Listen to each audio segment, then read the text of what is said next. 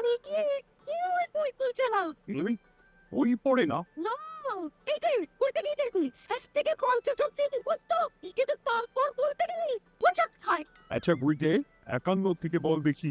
52, 53, 54, 55, 56, 57, 65, 60, 65, 59, 60 সেগুলো আবার কি? 61 হবে না, 60 হবে। 40 হবে যেমন, 40 হবে, 40 হবে যেমন, 33 তুই কি নতুন করে বই লিখছিস? তুই কি সংখ্যা আবিষ্কার করছিস? না, বই পড়তে ভালো লাগে না। এদের মা বাবাকে দেখে বোঝাও, শুধু ঘুরে বেড়ালে চলবে, পড়াশোনা করতে হবে। আচ্ছা মহারাজ, আপনি যখন এত করে বলছেন, এবার থেকে আমরা মন দিয়ে পড়াশোনা করবো। হ্যাঁ, আর বলিস না, ওদের গিন্নিমা আজকে চুনো মাছের চচ্চড়িটা যা বানিয়েছিল না, ওহ, কিরম মাখন! এর মধ্যে এতদিন চাচ্তাম সরষের তেল দিয়ে রান্না করতো, এখন কি মাখন দিয়ে রান্না করছেন নাকি? আরে ধুর, মাখন দিয়ে রান্না করবে কেন? যাই হোক, বাদ দে। ওহ, বিকেল বেলা আমাদের বাড়িতে চলে আসি, তেলে ভাজা দিয়ে মুড়ি খাবো, আর সাথে একটু পেঁয়াজ কুচি আর শসা থাকলে একেবারে জমে যাবে। এখন ঢুকছি, তুমি এখানে দাঁড়িয়ে দাঁড়িয়ে গল্প কর, এনে কাজ নেই। রাজসভাটা একটু পরে শুরু হবে। আমি একটু কথা সময় বেশি বক বক না করে রাজসভায় এসো, আজকে একটা গুরুত্বপূর্ণ আলোচনা আছে। ঠিক আছে, আমি আসছি। আমরা বিকেলে চলে আসি। হ্যাঁ মন্ত্রীমশাই, একদম চিন্তা করবেন না।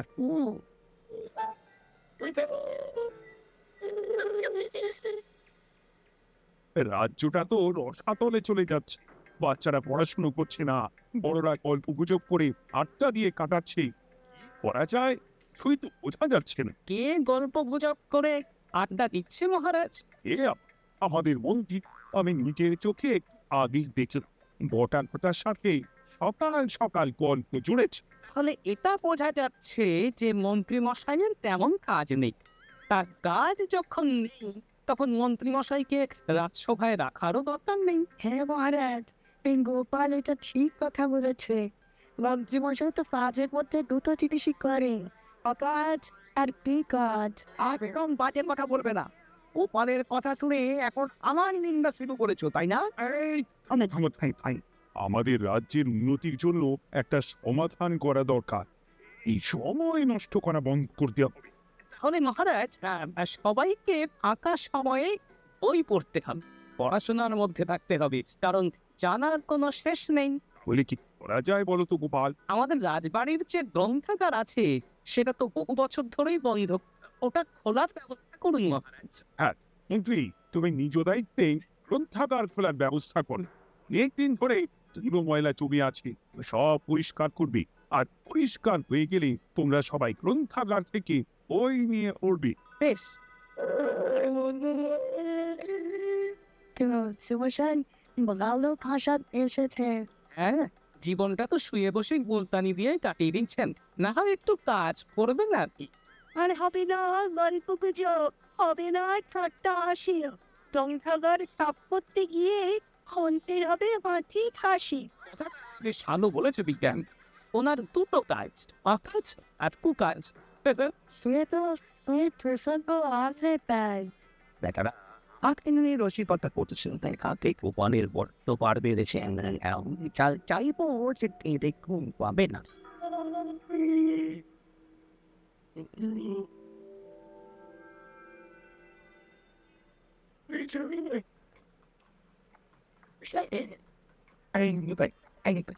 বেশ মুখেছিলাম, কিন্তু হঠাৎ করে গোপাল আর মহারাজের সহ্য হলো না।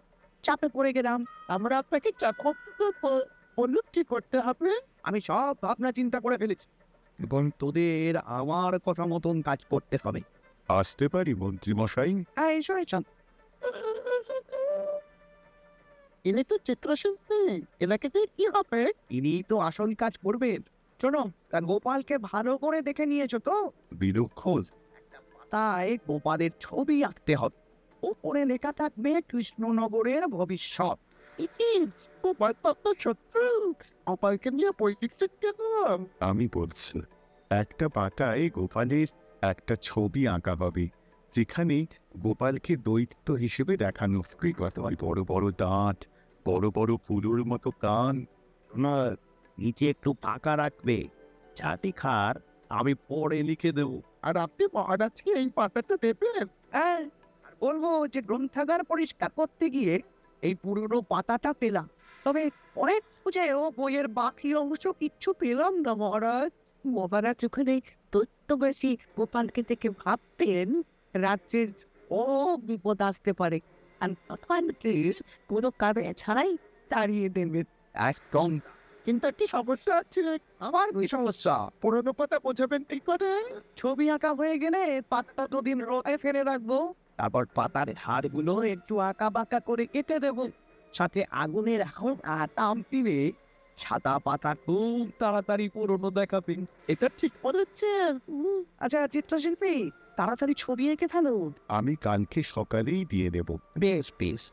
আর বড় কথা, তোদের কালকে থেকে একটু আমার সাথে হাতে হাতে কাজ করতে হবে। হ্যাঁ, আমরা তো সুখে দুঃখে পাশে থাকবো।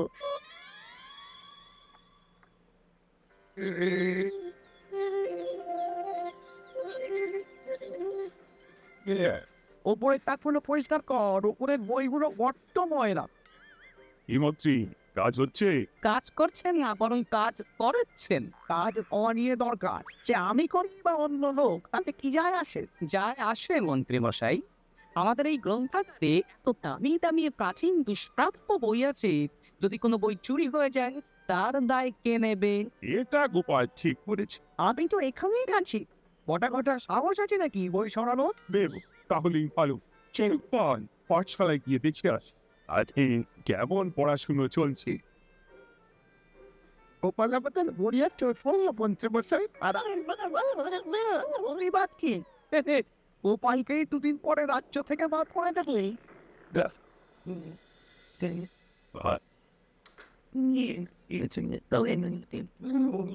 মন্ত্রীমশাই, ছবি আঁকা হয়ে গেছে। কই দেখি। পাস, এই তো যাই। এই ছবি দেখে মহারাজ চমকে যাবে। এবার পাতা পুরনো পড়ার কাজটা করে ফেললে কেন্দ্রা ফতে।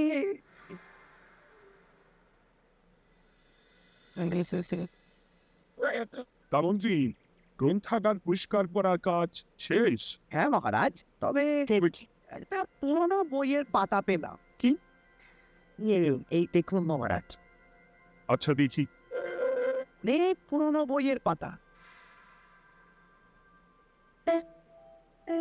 একই মহারাজ, আপনি আমার দিকে তো তাকাচ্ছেন কেন? ওরে বাবারে, এই পাতায় কি লেখা আছে? কৃষ্ণনগরের এক ল্যাবিনটি দৈত্য জানুয়ারি, যার নামের এই লোকজনের উপকার করবে, কিন্তু তার বয়সকালে তার কিন্তু ফিরে আসবে। এই ব্যক্তি আসলে মানুষ নয়, সে এক দৈত্য। এই থাকলে কৃষ্ণনগরে নেমে আসবে স্বর্গনাশ। কৃষ্ণনগরের মানুষদের পড়ে সে খাবে। তার আসল রূপের চিত্রিত করা হলো। তাকে দেখো।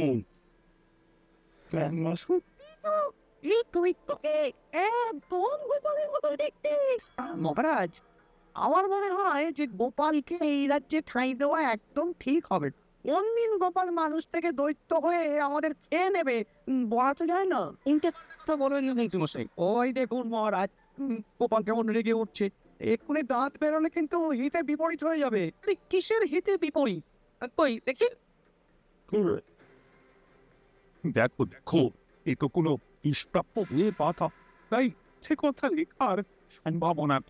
বিশ্বাস করুন মহারাজ, আমি দৈত্য নই, আমাকে ফাঁসানো হচ্ছে।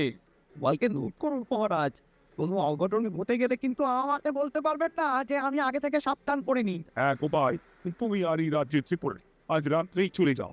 আমি জানি তো মানিক অবস্থায় অনেক উপকার করেছো বা করছো, কিন্তু দৈত্য হয়ে উঠলে ওই রাজ্যের মানুষকে কি জবাবদিহি করবেন? বিশ্বাস করুন মহারাজ, আমি মানুষ। চপ, এই ইয়াচো, গোপালকে ঘাট ধাক্কা দিয়ে বের করে দাও। যেন আজকের পর এই রাজ্যে আর না দেখি। মহারাজ এসব বিশ্বাস করলেন? মন্ত্রী মশাই জোর খেলেন যে কি আর করা যাবে। এখন যতদিন না কোনো উপায় হচ্ছে, এই রাজ্যের বাইরেই থাকতে হবে। তবে কবে কি একটা সন্দেহ করছে, বুঝলে? আগের বছর যখন বেতন বেড়েছিল, রাজসভা থেকে একটা চিঠি দিয়েছে, সেটা আছে কিনা? আছে তো। দাও তো। যাওয়ার পথে একটু বিজ্ঞানীর বাড়িতে যাব, বুঝলে?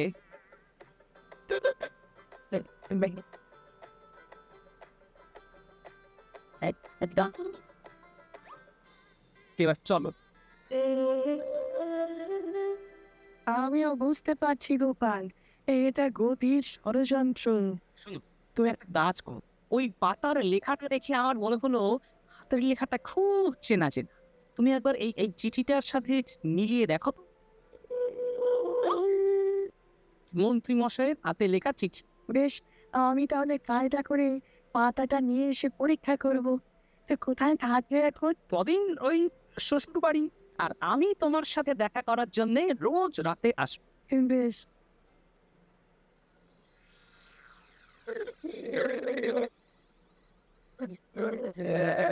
আসতে পারি মহারাজ? বিজ্ঞানী বলছি মহারাজ, পাতাটা চাই, আজকে রাতের জন্য দেবেন? হ্যাঁ, নিয়ে যাও নিয়ে যাও। ওই পাতা দেখে আমার ভয় লাগছে।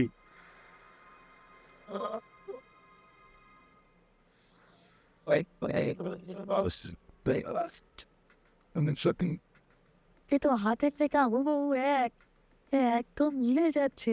আর মানে এই হাতের লেখা মন্ত্রী মশাইয়ের, আর এই বই রোদে ফেলে রেখে হলুদ করা হয়েছে। আসতে পারি বিজ্ঞানী? কে কে তুমি?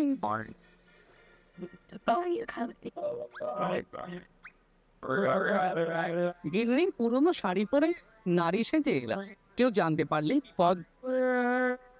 এ কোনো বিপদ নেই, তোমাকে মন্ত্রী মশাই ফাঁসিয়েছে। ওনারই হাতের লেখা, আর ওটা রোদে ফেলে আর উষ্ণ তাপে রেখে পাতা বিনিয়োগ করা হয়েছে। জানতাম এইরকমই কিছু একটা হবে। তাহলে কালকে সকালেই রাজসভায় সব খোলসা করে দিই। না না, তার আগে মন্ত্রী মশাইকে একটু নাচাও। কি হলো? আমি দৈত্য সাজবো আর মন্ত্রীকে ভয় দেখাবো। আগে পটাকে দেখাবো, তারপর কটাকে, শেষে মন্ত্রীকে। হ্যাঁ, এতে ভালো মজা হবে। আমি তোমার পাশে আছি। তাহলে তাহলে এখনই সাজগোজ করে ফেলি, বুঝলে? তুমি একটা চাদর মুড়ি দিয়ে আমার সাথে বটা ঘটার বাড়িতে যাবে এখন। আচ্ছা।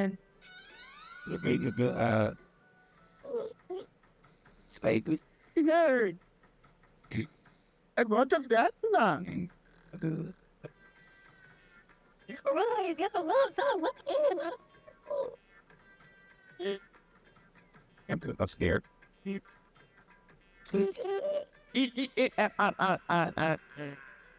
আমি তোকে আমি তো তোকে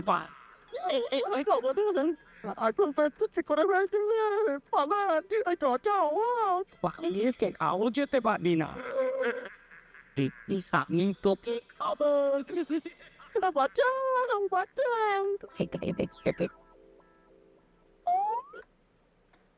কি হলো? বটা কোথায়? এ বটা, বটা, কি হলো তোর? কোথায় গেলি? তো গোপাল আমাকে ধরে নিয়ে যাচ্ছে। মাঝে এটা কি? আমি এক গোপাল দৈত্য, আজ রাতে বটাকে কলাক্ত করে আমার গোচর। কাল তোর পালা। আরে কি কাটতো?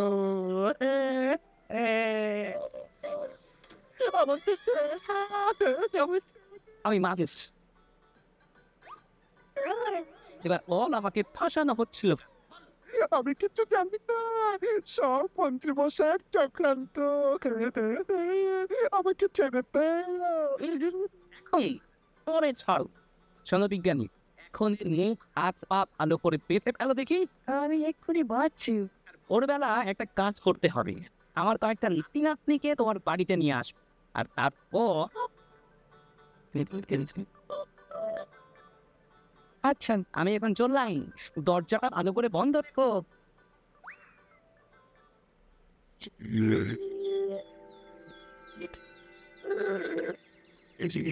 কি সব মন্তব্য বলছিস? সত্যি কালকে গোপালের দৈত্য এসেছিল। এই গোপাল তো রাজ্য ছেড়ে চলে গেছে, আমি ওরা পাহারা বসিয়েছি। গোপাল এই রাজ্যে আর ঢুকতেই পারবে না। কিন্তু ওর দৈত্য এসেছিল। আরে দূর, তুই স্বপ্ন দেখেছিস। সকাল সকাল মাথা খারাপ করাস না, ঘটা কাজ আছে। সত্যি বলছি। চুপ।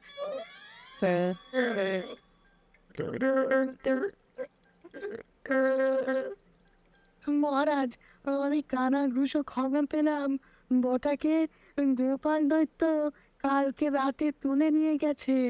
হ্যাঁ, আমিও তো তাই শুনলাম। এই সর্বনেশে দিন এলো, এতদিন তো এই বিপদ ছিল না। কালকে গোপালকে তাড়িয়ে দেওয়ার পরেই গোপাল দৈত্য হয়ে সব শুরু করলো নাকি? গোপাল দৈত্য হবে কি করে? মানে তুমি তো ওই পাতাটা দেখিয়ে বললে।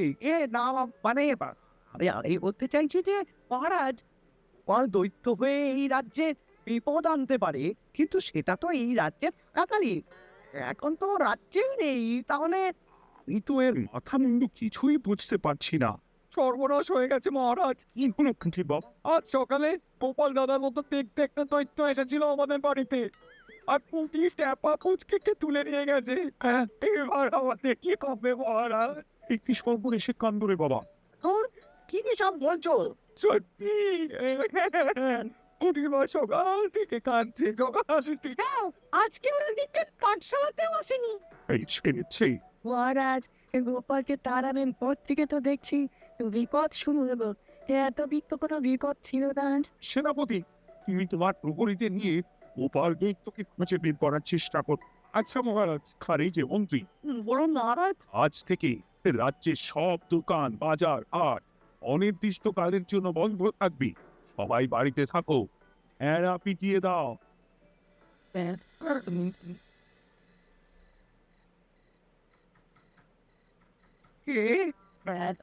আমি দরজা খুলবো না। না, এই দরজা খুলো।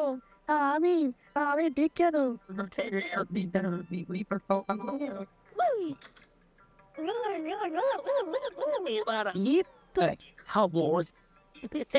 আমাকে ছেড়ে দাও, আমাকে ছেড়ে দাও, ছেড়ে দাও আমাকে, আমাকে ছেড়ে দাও। ছেড়ে না, ছিঁড়ে খাবো।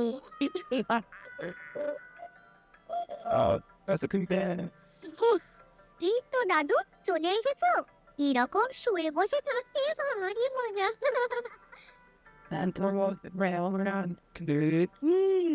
ওটা তোর কিছু হয়নি? তাহলে কি ভয় পেয়েছিলাম? না, কিছু হবেও না। এই মন্ত্রীর সব চক্রান্ত ধরা পড়ে গেছে। আমি চাইলেই মহারাজের কাছে মন্ত্রী নিজের হাতের লেখা বইয়ের ব্যাপারে বলতে পারতাম, কিন্তু কিন্তু আমি চাই মন্ত্রীমশাই নিজের মুখে নিজের দোষ স্বীকার করুন। আর সেটা করানোর দায়িত্ব তোর হাতে।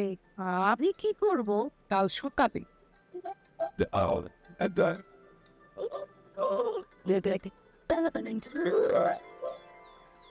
কালকে আবার ফটাকে তুলে নিয়ে গেছে ও সেনাপতি। আমি তো দেখতে পাইনি গোপালকে। মহারাজ, মহারাজ, কি গোটা কি অবস্থা তোর? অনেক কষ্টে পালিয়ে এসেছি। গোপাল খেতে গিয়েও খাইনি আমাকে। মানে মানে ও বলছে আপনাকে খেতে চাই। গোপাল কি দৈত্য নাকি যে আমাকে খাবে? হ্যাঁ, ভয়ানক দৈত্য। এই তো আমি পাতাটা এনেছি, দেখো তো একবার। কিরকম? বাবা, তুই ভয়ানক। এই গোপালটা কি শুরু করেছে বলতো? গোপাল দৈত্য হবে কি করে? এই ছবির নিচের লেখাটা তো আমার, তুমি জানিস না নাকি? তার মানে কিছু না, কিছু না। মানে না না, আমার লেখা না। মানে আমি খুঁজে পেয়েছি। আপনি সত্যি না বললে আমার কাছে কিছু প্রমাণও আছে মন্ত্রীমশাই। এই পাতার লেখাটা আপনার। হ্যাঁ, এটা মন্ত্রী মশাইয়ের লেখা। ওই সময় বেঁচে এখন তোকে বলতে বলেছি। না না না না, এবার আমি ওই আগে আমার প্রাণ, তারপর আপনার প্রাণ। মন্ত্রী মশাই এই পাতাটা নিজে লিখেছেন, আর গোপালের ওই ভয়ানক ছবি একজনকে দিয়ে আঁকিয়েছে। রোদে রেখে ও আগুনের উষ্ণ তাপে পাতাটা হলুদ করেছেন, আর ধারগুলো পাতা পাতা করে কেটেছে যাতে দেখে পুরোনো মনে হয়। সব বাজে কথা। কোনো বাজে কথা না। এই দেখুন মহারাজ, মন্ত্রীর হাতের লেখা একটা চিঠি আর বইয়ের লেখা অনেক পুরো ব্যাগ।